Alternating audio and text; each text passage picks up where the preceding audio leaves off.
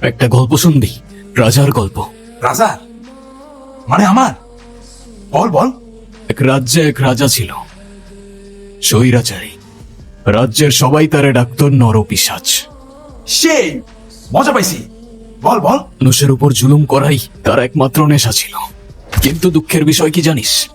সেই রাজা নিজেও জানতো না যে তার রাজত্ব খুব বেশি দিন আর টিকবে না।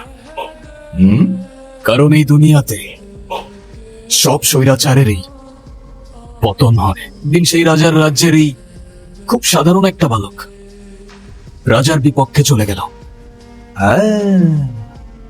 আর রাজার রাজত্ব চোখের পলকে ধূলিসাৎ হয়ে যায়।